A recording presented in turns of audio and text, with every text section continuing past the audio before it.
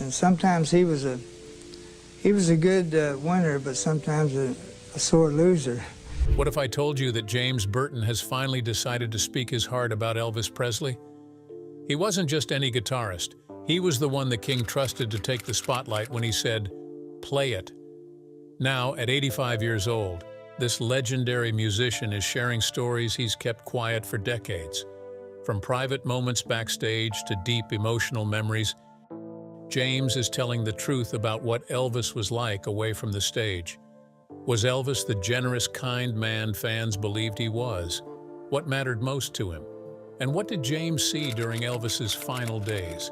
Stay tuned to find out. The rise of James Burton. And sometimes he was a good winner, but sometimes a sore loser. James Burton's fingers seemed born to dance across a guitar. From the time he was just a boy in Louisiana, he had a feel for music that couldn't be taught, and in his case, it wasn't. James was completely self-taught, learning by ear and feel, picking up his guitar and letting it guide him. He didn't need fancy lessons. He had natural talent and a deep love for music. Born on August 21, 1939 in the small town of Dubberly, Louisiana, James grew up in a humble household with parents Guy and Lola Burton. Life in the South wasn't always easy, but James found his escape and his joy in music.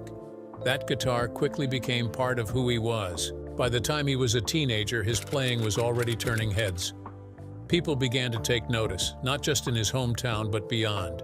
He joined the Louisiana Hayride, a popular radio show in Shreveport, where many stars got their start, including Elvis Presley. Even at a young age, James stood out. He wasn't just another kid with a guitar, he had magic in his hands. Most teenagers dream of going to Hollywood. James didn't just dream it, he lived it. Before he turned 18, he packed up and left Louisiana, heading west to Los Angeles. There he joined the band of young teen idol Ricky Nelson, who was rising fast as both a TV star and singer. Burton became Ricky's guitar player, first playing rhythm, then quickly moving to lead guitar. His first single in the spotlight with Nelson was "Believe What You Say," and from that point on, he helped define Ricky's rockabilly sound. He ended up playing on almost all of Nelson's songs for over a decade, shaping the music behind the voice.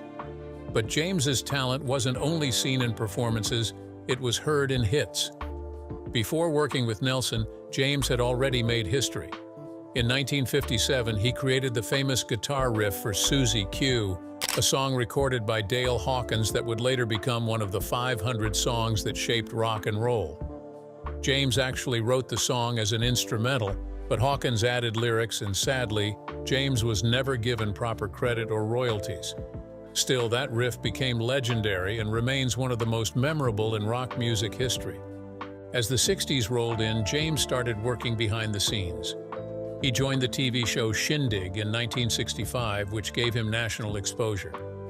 His days of steady touring with Ricky Nelson began to slow, but his work as a studio guitarist began to explode. He became what's known in the music world as a session musician, someone who plays guitar on other people's records. Quietly, often without credit, James played on song after song, backing famous names like the Everly Brothers, Merle Haggard, Glenn Campbell, Johnny Cash, Emmylou Harris, and John Denver. He also worked with rising rock stars like Elvis Costello, Graham Parsons, and even Joni Mitchell. One special moment came in 1967 when he played dobro on a song called "A Child's Claim to Fame" by Buffalo Springfield, featuring Richie Furay. It was another example of James's ability to cross musical styles from country to rock, folk to pop with ease and elegance. Over the years, James Burton's talent was finally recognized with many honors. In 2001, he was inducted into the Rock and Roll Hall of Fame, a moment made even more special when the great Keith Richards of the Rolling Stones gave his induction speech. Later, he was honored by the Rockabilly Hall of Fame, the Musicians Hall of Fame and Museum, and in 2024, he received one of his proudest awards, a place in the Country Music Hall of Fame. Critics and fellow musicians agree, James Burton is one of the best guitar players to ever live. Rolling Stone magazine ranked him number 24 on their list of the 250 greatest guitarists of all time. He wasn't flashy. He didn't need wild solos or tricks. What he had was pure tone, feeling, and precision. James Burton played with many music legends, but Elvis Presley was without a doubt the most famous.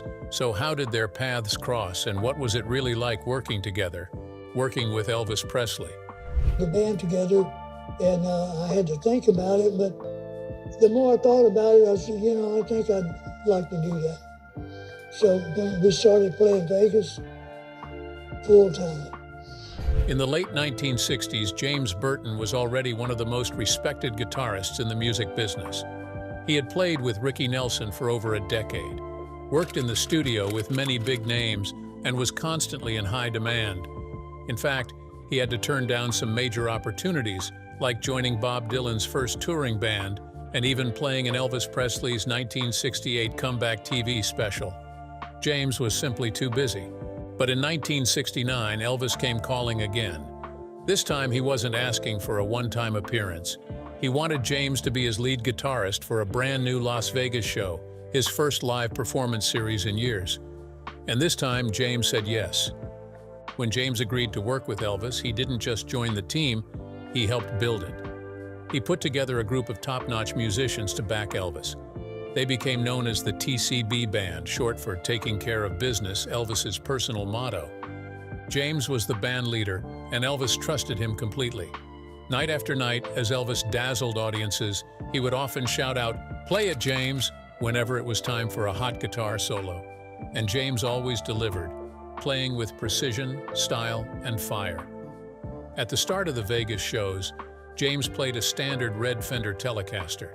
But soon, he bought a unique, eye-catching pink Paisley Telecaster, a guitar with a colorful, swirly pattern that stood out on stage.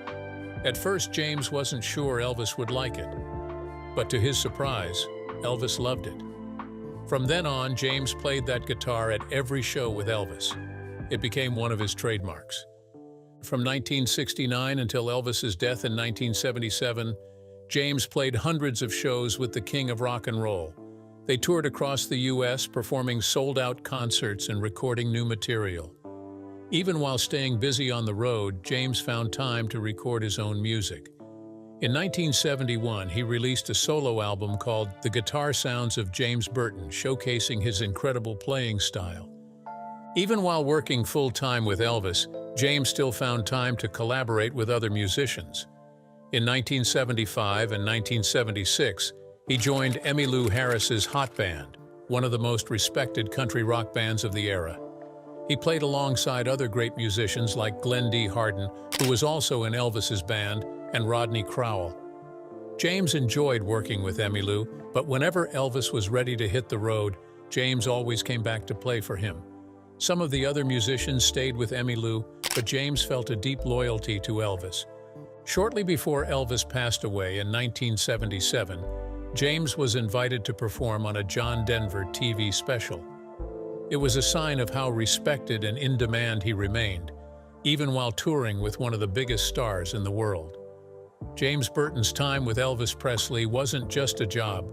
It was a partnership built on trust, respect, and friendship.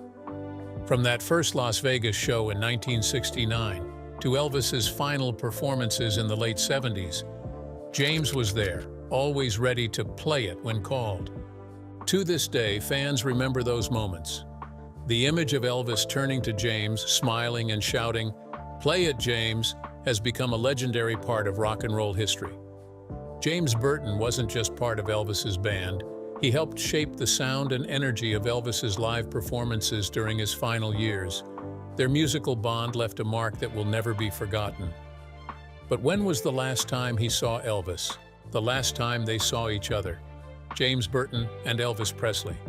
And I think, actually, my personal opinion, that tour should have been canceled, because he was pushing himself. James Burton had been at Elvis Presley's side for nearly 8 years, playing guitar as the leader of the TCB Band. Together, they traveled the country, shared late-night laughs, and made music that touched millions. They weren't just co-workers, they were close. There was deep respect, trust, and friendship between them. But like so many people in Elvis's life, James didn't know that their time together was coming to an end. Elvis had been on the road during the summer of 1977, performing a series of shows that would be his last. His health was fading, he was tired, bloated, and in pain, but he still wanted to be on stage. That was where he felt most alive. James Burton, as always, was there with him, guitar in hand. The final show was on June 26, 1977 in Indianapolis, Indiana. No one knew at the time that it would be Elvis's last performance ever. James remembered the show clearly. Elvis, despite everything, gave it his all. He smiled, he sang, and when he needed a hot guitar solo, he turned and said what he always said, "Play it, James." After the show, Elvis and James said their usual goodbyes. There was no big farewell, no long talk, just the routine of wrapping up another tour. Elvis was planning to rest at Graceland and then head back out soon. Everyone thought there would be more concerts, more cities, more music. James flew back to Shreveport expecting to see Elvis again in a few weeks. He never did. Just weeks later, on the afternoon of August 16th, Elvis Presley was found unresponsive in the bathroom of his Graceland mansion by his girlfriend Ginger Alden. Despite efforts to revive him, he was pronounced dead at 3:30 p.m. at Baptist Memorial Hospital in Memphis. The world was shocked. His family, his fans, and his band were devastated. When James got the news, he was heartbroken. The king was gone, and with him, a dear friend. James Burton often spoke of Elvis with warmth and love. That last show in Indianapolis became something sacred in his memory. The final time they stood on stage together, side by side, doing what they both loved. In interviews, James has said that he didn't realize it would be the last time, but he's thankful that Elvis went out doing what he loved most, performing for his fans. James wasn't with Elvis at the very end. That moment belonged to Ginger Alden, who was the last to see him alive. But James carries with him a kind of spiritual goodbye, the last chord played, the last nod from Elvis on stage, the last "Play it, James." And in his heart, that was the goodbye that mattered most. How exactly did Elvis Presley spend his last days? Elvis Presley's final day, August 16, 1977. The world remembers August 16, 1977, as the day Elvis Presley, the king of rock and roll, left us. But for those close to him, it started like many other days in Elvis's life. A quiet day spent at Graceland, his beloved home in Memphis, Tennessee. Elvis had just come off a tour and was getting ready to fly out the next day for more concert shows. He was tired but still driven by his love for performing. Over the years, Elvis had settled into a very unusual routine. He lived mostly at night, staying up until early morning hours and sleeping through the day. His home was dark and quiet in the daytime, just the way he liked it. On the morning of August 16th, Elvis couldn't sleep. Even after taking his usual medications, he was still restless. He was dealing with a toothache and other health problems, which had made rest even harder. He had struggled with insomnia, pain, and a heavy reliance on prescription pills for years. Elvis had spent part of the early morning with his fiancée, Ginger Alden, reading quietly and talking. At one point, he went into the bathroom with a book in hand, saying he was going to try to relax. Ginger stayed in the bedroom, expecting him to return soon. Hours passed. Around 1:30 p.m., Ginger noticed that Elvis still hadn't come out. Worried, she went into the bathroom and found him lying face down on the floor, completely unresponsive. Ginger screamed for help and tried to wake him. She was terrified. Others in the house rushed in. An ambulance was called, and within minutes, paramedics were on their way to Graceland. Elvis was rushed by ambulance to Baptist Memorial Hospital in Memphis. The medics worked on him during the ride, trying everything they could to revive him. But by the time they arrived at the hospital, it was already too late. At 3:30 p.m., Elvis Presley was pronounced dead. The world was stunned. The hospital later listed the cause of death as cardiac arrhythmia, an irregular heartbeat. It's believed that his long-term use of prescription pills and his poor health played a major role in what happened. Elvis was only 42 years old when he died. He had spent over 2 decades changing music forever, becoming one of the most famous and loved entertainers the world has ever known. Yet behind the fame and bright lights, Elvis had been battling pain, exhaustion, and the pressure to keep going. Even in his final hours, he was still trying to prepare for a new tour. still holding on to the hope of delivering more music to his fans. News of Elvis's death spread quickly. Fans gathered outside Graceland in shock and grief. The man who had once lit up the world with his voice, smile, and unforgettable moves was gone. But for many, his music never left. His voice still echoed from radios, record players, and jukeboxes across the country. Though Elvis died that day in body, his spirit and music live on. His final day reminds us that even those who seem larger than life can struggle with human pain. Elvis gave so much of himself to the world, his voice, his charm, and his heart. August 16, 1977 may have marked the end of Elvis Presley's life, but it was only the beginning of his legend. He was the king and always will be. After Elvis, the continuing journey of James Burton. When Elvis Presley passed away in 1977, the world lost a music icon and James Burton lost a dear friend and bandmate. For years, James had been the lead guitarist in Elvis's TCB band, standing beside him through countless live shows. Many wondered what James would do next, but James Burton was not finished. In many ways, his journey was just beginning. Not long after Elvis's passing, John Denver reached out to James. They had mutual respect for each other's work, and when they met in the studio to record Denver's album I Want to Live, the connection was instant. During those sessions, they spoke about forming a band, and soon, other former Elvis bandmates like Glenn Hardin and Jerry Sheff joined too. For the next 16 years, Burton became a key part of John Denver's music and tours. They recorded 12 albums together and traveled the world, bringing music to fans everywhere. James even brought along some of the same instruments he'd used with Elvis, including his famous 1969 pink Paisley Fender Telecaster and a backup dobro guitar. In 1995, they reunited one more time for Denver's Wildlife concert. Sadly, in 1997, John Denver passed away. James, heartbroken once again, spoke at his memorial service in Aspen, Colorado, paying tribute to another close friend and musical partner. Through the 1980s and beyond, James continued working with a wide range of artists. He played with Merle Haggard, Rodney Crowell, and Emmylou Harris. In 1986, he began recording and touring with Elvis Costello, helping shape a new sound for the British rocker. They worked together on and off for nearly a decade. One standout moment came when Burton appeared in the beloved Cinemax special Roy Orbison and Friends, A Black and White Night. The concert featured a lineup of music legends honoring Orbison, and James's guitar brought extra soul to the performance. In 1990, James decided to move back home to Shreveport, Louisiana, where his musical journey had first begun. But even from home, his career never slowed down. From 1998 to 2013, he played lead guitar in Elvis the Concert, a live show that reunited many of Elvis's old bandmates and featured video and audio of Elvis himself. Together, they brought the King's music back to life for a new generation of fans. In 2004, James recorded a follow-up album with Matt Lucas called Back in the Saddle Again, which blended rockabilly and country sounds. It was released in 2006. In 2005, James started the James Burton International Guitar Festival in Shreveport. It wasn't just about music, it was about giving.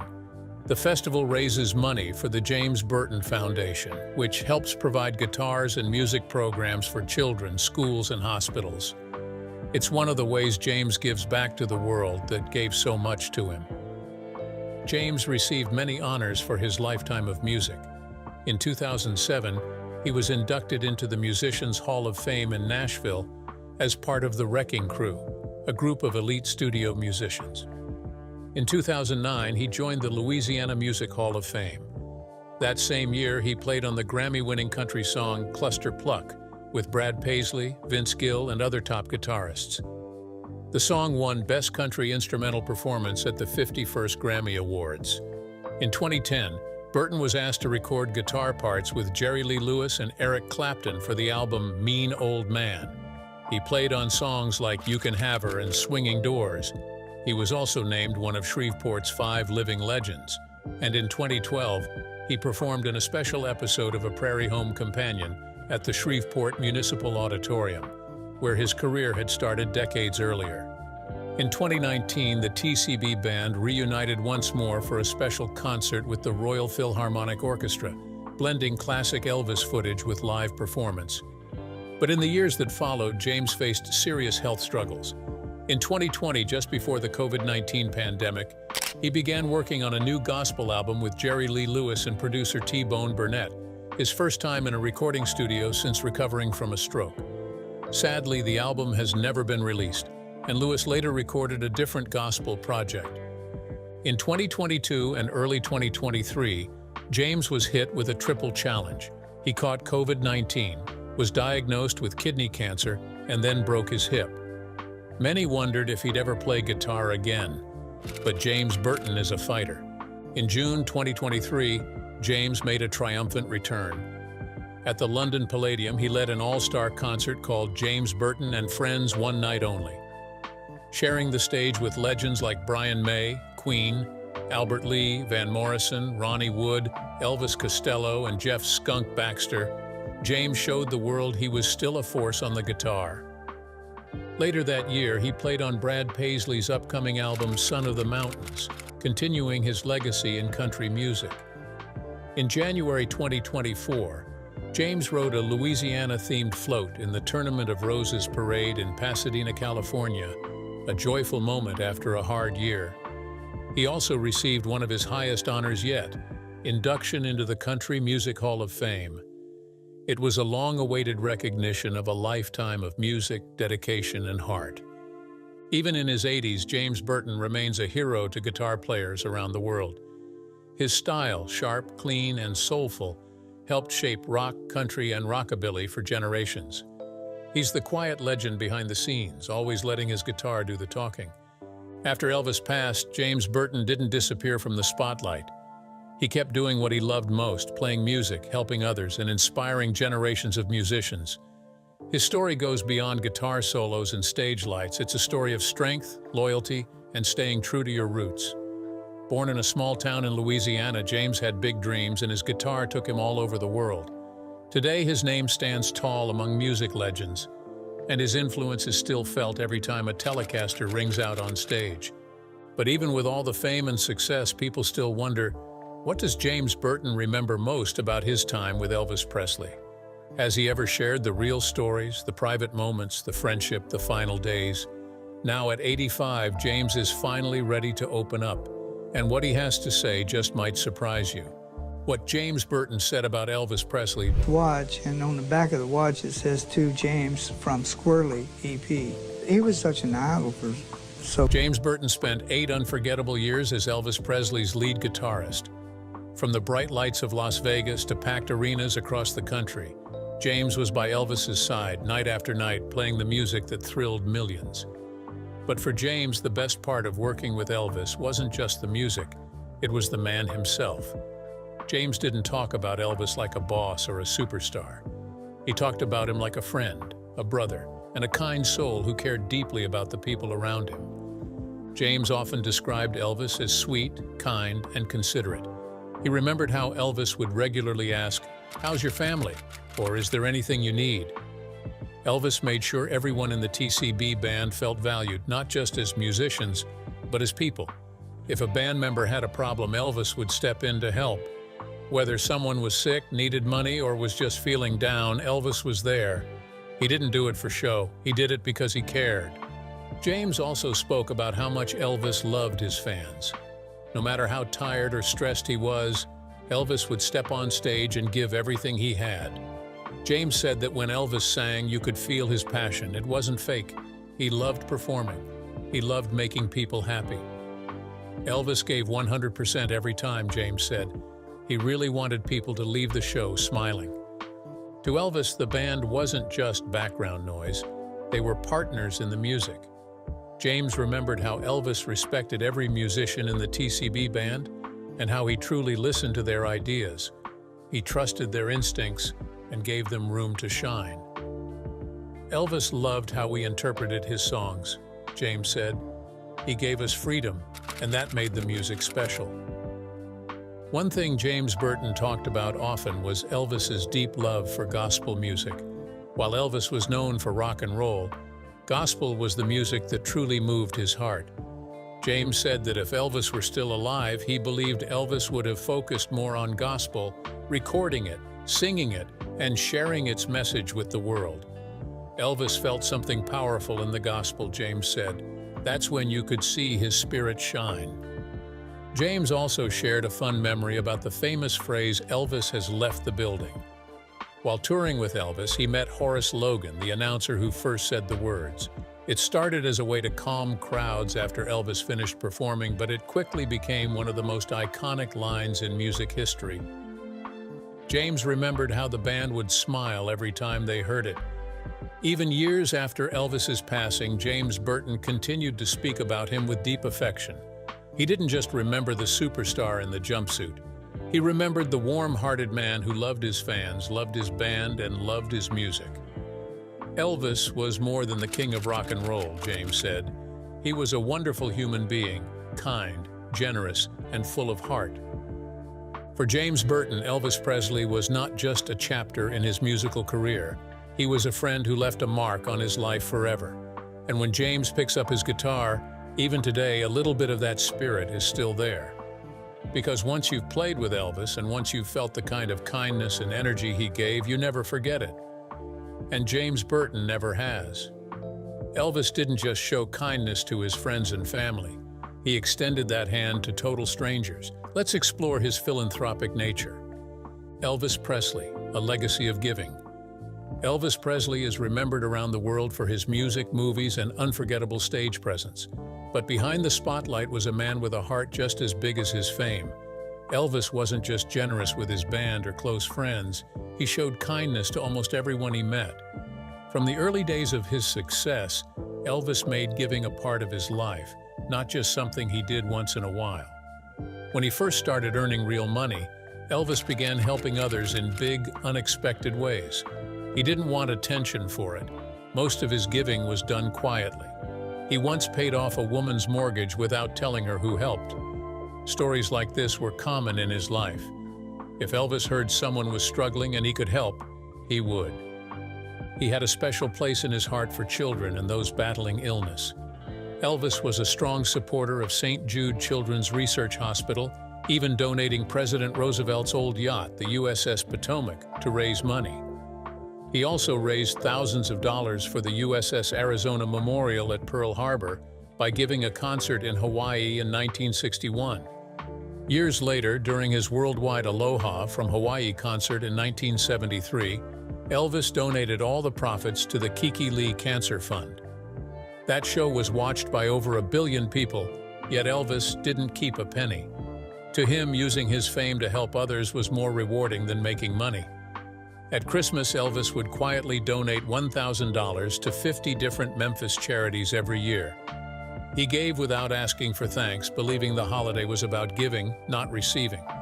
He also supported national organizations like the American Cancer Society, March of Dimes, and the Salvation Army. Elvis especially loved children. Fans often sent him teddy bears, and instead of keeping them, he donated them to children's hospitals so kids going through tough times could have something to hold. He also bought wheelchairs and helped pay for surgeries for people who couldn't afford them. He never hesitated. If someone needed help, Elvis stepped in. Even strangers felt his kindness. There are stories of Elvis giving away his own jewelry, coats, or even cars to people he barely knew.